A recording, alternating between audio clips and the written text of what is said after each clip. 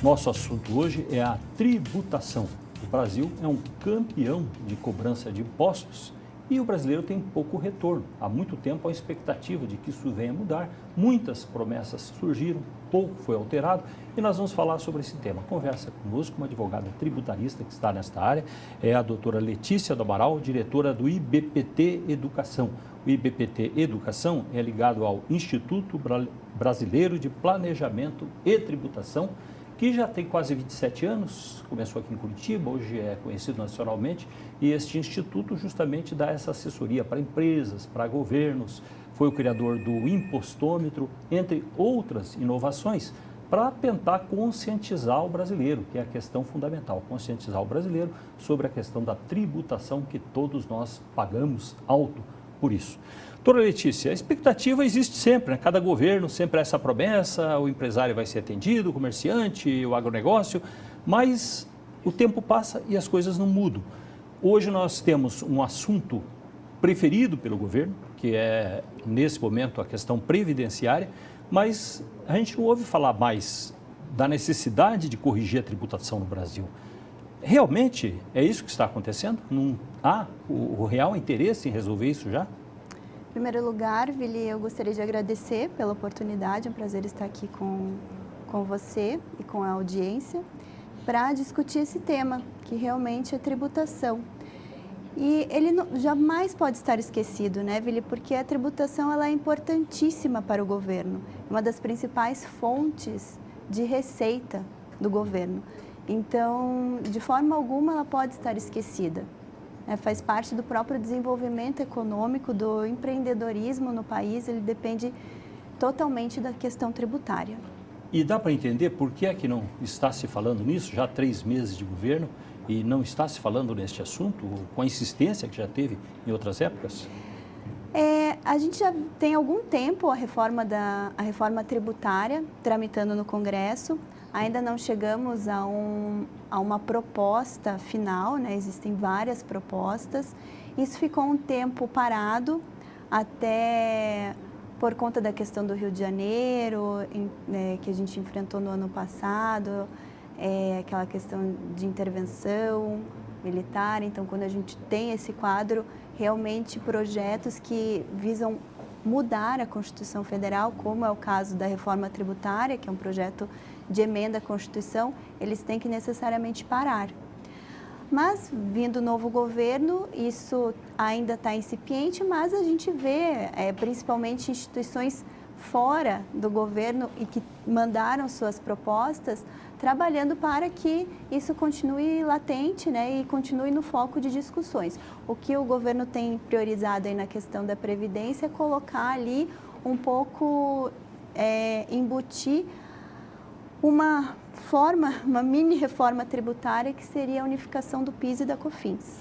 Aí parece que repete muita coisa do passado, porque se fala, por exemplo, de unificação de impostos, mas não se entende aí uma redução de impostos. Quer dizer, o brasileiro não pagaria menos, ele pagaria de forma mais simplificada. Há como atender essas duas necessidades, simplificar e ao mesmo tempo trazer para um valor justo? Tudo depende de vontades. A gente tem uma dificuldade muito grande no Brasil por ser, nós temos 3 entes federados ali, a União Federal, que ela concentra a maior parte, né, da fatia do bolo tributário está concentrada na União Federal, mas também temos 27 entes federados entre estados e Distrito Federal e uma gama aí de quase 5.800 municípios. Então, conseguir conciliar tantos interesses, sendo que União, estados e municípios possuem competência para instituir e arrecadar tributos, gera um impasse, uma briga de interesses. Então, por isso que nós não temos uma reforma efetiva, uma reforma que vá trazer o desenvolvimento nacional. O que nós tivemos ao longo aí de 30 anos de Constituição Federal, o ano passado a nossa Constituição Federal completou 30 anos, foram 16 emendas constitucionais falando de questões tributárias. Então, nós tivemos várias reformas tributárias ali, só que todas qual que foi o resultado? Aumento de carga tributária. Então, quando a gente fala hoje em reforma tributária, por conta dessa experiência, a gente tem que crescer os olhos e acender um sinal de alerta, né? O que é essa reforma tributária e a quem ela vai beneficiar? Considerando principalmente que o governo está sempre em dificuldade e se não resolver a questão da Previdência, o próprio governo diz que o país quebra. Então, a ânsia do governo é só arrecadar. E o governo já tinha sinalizado que ele mexeria, né, aumentaria ainda a carga tributária, até por uma questão de caixa.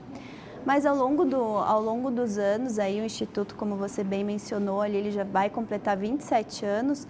Ao longo dos anos, nós fizemos e vimos fazendo estudos importantes relacionados ao sistema tributário nacional e mostrando formas de simplificar, efetivamente impactando no bolso do empresário, né, na forma de reduzir isso.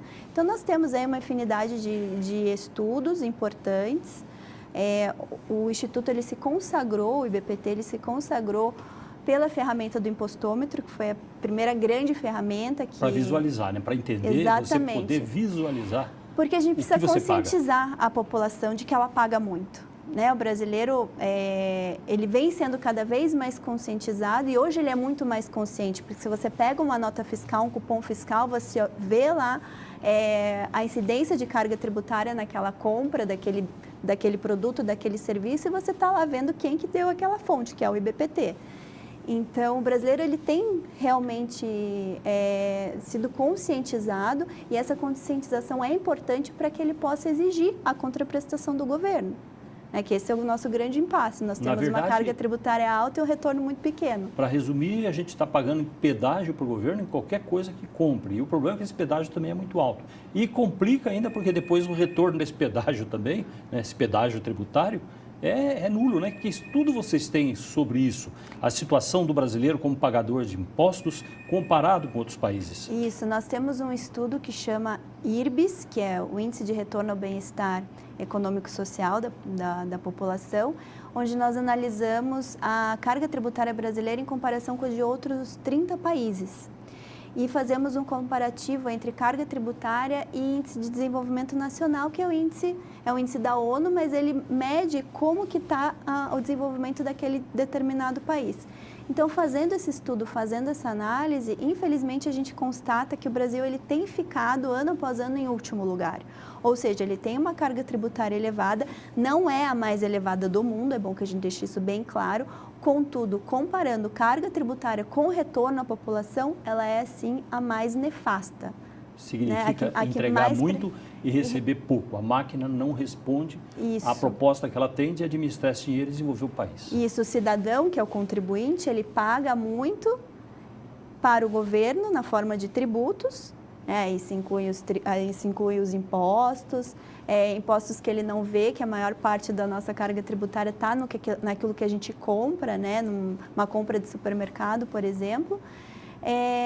E, contudo, ele ainda tem uma educação precária, ele ainda tem uma saúde muito precária no Brasil, e a gente vem vendo ao longo dos anos o quão precário é esse nosso sistema de saúde brasileiro. Ele tem problema com segurança, que também temos visto alarmes aí, né? E o outro foco de alerta é a questão da segurança do país, tem se discutido muito. Então, o que sobra para o cidadão? Ele pagar os tributos, não ter isso em retorno e ter que se valer da iniciativa privada para ir buscar a qualidade nesses serviços básicos. Daí ele paga mais uma vez, aí que está uma questão importante. Porque ele tem que pagar, por exemplo, pela saúde privada, porque não consegue no plano público. Infelizmente. Só não paga quem não tem condições. Essa é a realidade, né? A triste realidade do Brasil é essa, só não paga quem não tem condições e que necessita usufruir do que o governo oferece.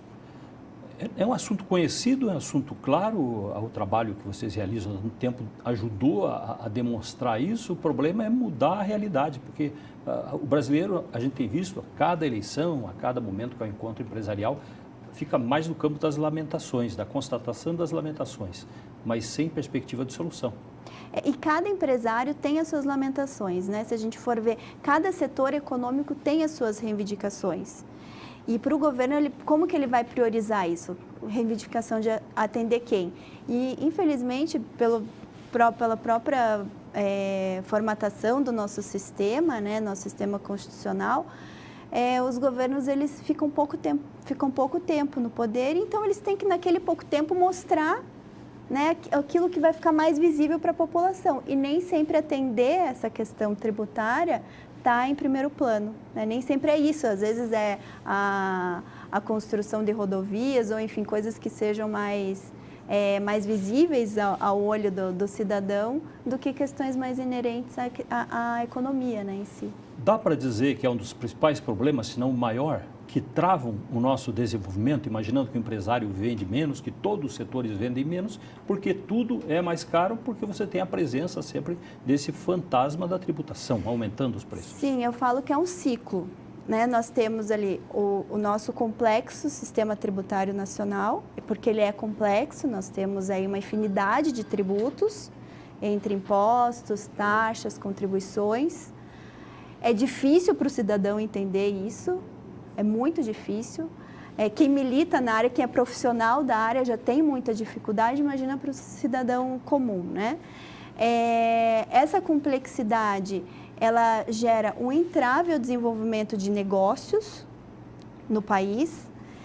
Então, o que o empresariado, o que ele se depara? Com dois caminhos, ou ele vai para o caminho da licitude, ou ele vai para o caminho da ilicitude. Qual que é o caminho da licitude, que é o que a lei legitima? É buscar mecanismos dentro da legislação em que ele encontre um menor ônus tributário. Aí é o planejamento tributário. Em outros termos, planejamento tributário ou, em termos técnicos, elisão fiscal. Então, ele vai para o campo da elisão.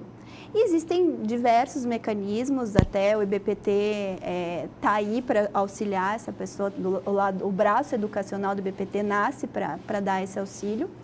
E tem aqueles que optam pela ilicitude, pelo caminho da corrupção, pelo caminho da lavagem de dinheiro, que está totalmente ligado à sonegação fiscal. E aí vamos dar um exemplo. No momento a discussão é reduzir o imposto do cigarro no Brasil, porque dessa forma quebraria, se imagina, o contrabando que vem com a produção que existe em larga escala no Paraguai e outros países, isso entra no país. Daí compete com a fábrica local. E tem o crime todo que está em torno disso, nessa ligação com o Paraguai. É uma solução? Olha, é uma situação muito delicada, né? Isso, assim, se eu fosse dar uma resposta preto no branco, ela seria assim rasa, vamos dizer. Porque você tem vários fatores aí a ser levado em consideração. O que onera muito o cigarro é o IPI. O IPI, ele é um imposto que ele tem mais um caráter regulatório, de regular aqueles bens. Dentro do IPI tem um princípio que chama o princípio da essencialidade do produto. Então, quanto menos essencial para a população, maior o imposto. O cigarro não é essencial, concorda comigo? O cigarro, ele traz problemas. E um custo lá na frente, né, com a saúde. Então, aí que vem.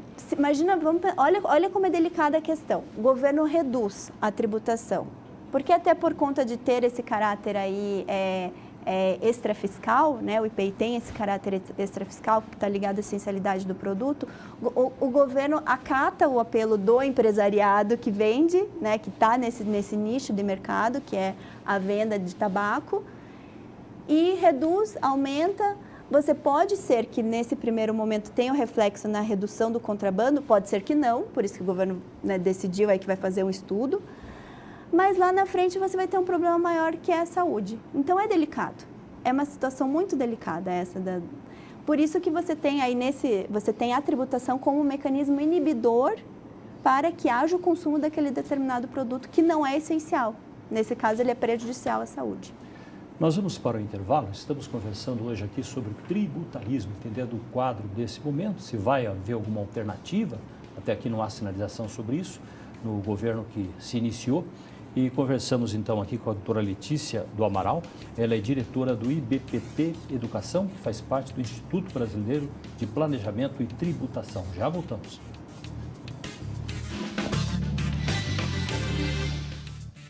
Hoje estamos falando sobre tributação, conversa conosco com a doutora Letícia do Amaral. Ela é diretora do IBPT Educação, que pertence ao Instituto Brasileiro de Planejamento e Tributação. É ligado ao Instituto Brasileiro de Planejamento e Tributação. E agora vem essa novidade que é o Instituto IBPT Educação.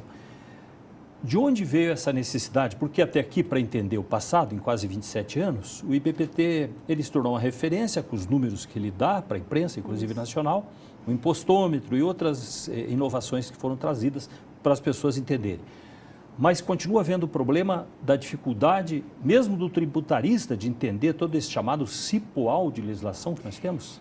Sim, porque essa complexidade do sistema tributário que a gente estava comentando, ela se traduz na quantidade de normas tributárias que existem hoje. E como nós todos os anos fazemos esse levantamento da quantidade de normas, só para você ter uma ideia, hoje uma empresa ela está sujeita ao cumprimento de 46 normas por dia útil. Então, e são novas normas que vão surgindo. A cada dia útil, 46 novas normas que vêm. Então, para você acompanhar tudo isso é muito difícil. Então, o empresário ele precisa contar com profissionais qualificados. Porque, como estávamos conversando, a questão tributária é muito importante e para a empresa é importante. É um dos aspectos mais importantes para a empresa, porque está intrinsecamente relacionado ao custo dos seus produtos, do seu serviço, a própria vivência dela, né? A sua saúde financeira. Então, por conta dessa necessidade, a gente viu esse nicho, esse apelo de mercado de formar bons tributaristas. E dentro do IBPT, nós já vínhamos fazendo dando essa educação tributária por meio de eventos presenciais, como congressos, Congresso Brasileiro de Planejamento Tributário, depois Congresso Brasileiro de Governança Tributária, seminários. Mas a gente vê essa necessidade hoje do profissional, ele não sair do seu local de trabalho. E para atender todo esse profissional que está localizado, né, nos 27 entes federados, a gente realmente viu essa necessidade. Precisamos levar esse selo de qualidade IBPT ao profissional, para que haja uma boa formação de um tributarista. Isso, para chegar a outros estados, é através da teleeducação? Educação à distância? Nós estamos investindo muito em cursos EAD, cursos de ensino à distância, para complementar a formação profissional. Então, nós temos uma gama dentro do IBPT Educação. O IBPT Educação, ele nasce com essa finalidade, que é formar tributaristas, formar profissionais da área tributária com o selo de qualidade do IBPT. E isso é focando nesses cursos online. Então, dentro do IBPT Educação, eu junto com uma outra sócia, que é a doutora Tailane Delgado Moreno, fundamos para justamente levar todo esse selo de qualidade aos profissionais de todo o Brasil por meio de uma plataforma online. Isso é para quem, então? Para contador? Para advogado tributarista Isso, também? para todos os profissionais que militam na área tributária. Hoje, nós temos dois grandes profissionais, né, que são nossos alunos, que são os contadores e os advogados. O que mais eles precisam? Que tipo de curso é mais demandado? Nós temos, o nosso carro-chefe dentro do IBPT Educação é o curso que se chama Formação de Tributarista. Ele é um curso de uma carga horária de 120 horas, podendo se estender para 144 horas de formação, caso o aluno ele opte por entregar um artigo científico e receber o certificado de tributarista júnior do IBPT. Então, esse é um curso que é o nosso carro-chefe, porque ele é o nosso curso clássico, ele já existe há mais de 2 décadas. Ele basicamente nasceu com o EAD, nasceu com o ensino à distância, porque ele já nasceu numa modalidade lá nos primórdios do ensino à distância, quando nós ainda utilizávamos muito da ferramenta do e-mail, para hoje toda uma plataforma de ensino em que o aluno ele encontra toda a informação relacionada a esse título de tributarista júnior com os professores do Instituto, do IBPT. É por vídeo gravado? Como é que chega até o aluno o material, o conhecimento? Isso, nós temos no nosso site, né, que é o educação.ibpt.com.br. O interessado pode acessar essa gama de cursos, ver o curso que mais se adequa à sua realidade, aos seus anseios, às suas necessidades e se inscrever pelo próprio site mesmo. Ele ingressa numa plataforma de ensino e ali ele vai ter acesso a videoaulas, a material didático já todo no modelo instrucional do EAD. Pode ter contato com o nosso tutor online, que fica disponível 24 horas. E mandar todas essas dúvidas, ter toda essa interação, né? Nós temos um grupo grande de alunos em que eles estão interagindo conosco o tempo todo e no que a gente pode ajudar eles, nós levamos essa troca de experiência aí desse nosso conhecimento ao longo desse tempo. A ideia é como um curso de extensão, então. Qualquer pessoa possa fazer em qualquer lugar, à distância. Isso mesmo. Como novidade, para 2019, nós estamos lançando, no mês de março agora de 2019, um curso de pós-graduação, um MBA, MBA em Governança Tributária, uma parceria do IBPT Educação com a Universidade Positivo, que é uma das instituições de ensino que mais cresce no Brasil, né? Então, uma instituição séria, fizemos essa parceria, já estamos há algum tempo remodelando, porque o MBA ele já existiu no passado, foi o primeiro MBA em Governança Tributária, né? Ele é inédito nesse sentido, e ele é um MBA que ele é diferente dos outros porque ele é multidisciplinar. Então, ele realmente vai formar o profissional para militar na área tributária, mas para gerir de forma estratégica todos esses assuntos tributários relacionados a uma empresa. Vamos lembrar também, já que está aí perto dos 27 anos, o que é que o Instituto Brasileiro de Planejamento e Tributação trouxe? O impostômetro, acho que é o mais visível, que mais se fala, a imprensa está lá sempre acompanhando. Mas dentro dessa ideia de conscientização, qual você acha que foi a contribuição mais importante ou quais foram? Nós temos duas grandes conquistas. O impostômetro ele foi o que realmente deu maior renome, né? O respaldo técnico de conhecimento para o IBPT veio por conta do impostômetro, que foi um projeto junto com a Associação Comercial de São Paulo, que depois se espalhou para diversas outras associações comerciais ao longo do Brasil. Mas nós temos duas grandes conquistas, que são 2 estudos do IBPT que viraram lei. Então, um estudo que é a quantidade de dias trabalhados para se pagar tributos. Então, é um estudo que mostra quanto o brasileiro precisa trabalhar, quantos dias durante o ano ele precisa trabalhar. Hoje está em quanto? Só por curiosidade. 153 dias. 153 dias você trabalha para pagar o governo. Só para pagar o governo. Você. O resto é para você pagar a educação, a saúde, a segurança que o governo não dá, é verdade. Sobra ali, a gente tem também um levantamento que sobra ali cerca de 1 mês e meio, no máximo 2 meses para você fazer alguma outra, comprar roupa, fazer uma viagem. Sobra bem pouco tempo desses 12 meses que temos. Mas esse estudo ele é interessante porque ele deu origem ao Dia Nacional de Respeito ao Contribuinte. Hoje celebramos todo dia 25 de maio, como Dia Nacional de Respeito ao Contribuinte, justamente porque numa das versões desse estudo, numa das primeiras versões desse estudo, se apontou que foi até dia 25 de maio que o brasileiro trabalhou para pagar tributos. Então, na época, quem lançou esse projeto de lei foi o deputado Sandro Mabel, e ele se baseou nesse estudo do IBPT e isso virou lei. Então, hoje, todo dia 25 de maio, se celebra o Dia Nacional de Respeito ao Contribuinte e temos vários feirões do imposto, Dia da Liberdade de Imposto. Então, as associações comerciais se unem, os empresários se unem para, nesse dia, ofertar produtos com uma carga tributária reduzida. E o mais difícil, que é conscientizar o nosso representante, o político, o deputado, o senador, é possível fazer? Há acesso para isso, para mostrar essa realidade? Olha, hoje, se você vai no supermercado, compra qualquer coisa, você recebe o quê? Um cupom fiscal, né? Lá no cupom fiscal vai ver todos os itens que você comprou discriminados e abaixo a carga tributária incidente naquela tua compra. Quanto daquele total que você pagou para o supermercado vai para o governo na forma de impostos, de tributos. E está ali o percentual chancelado pelo IBPT, porque hoje o IBPT é o Instituto Referência que fornece essa tabela.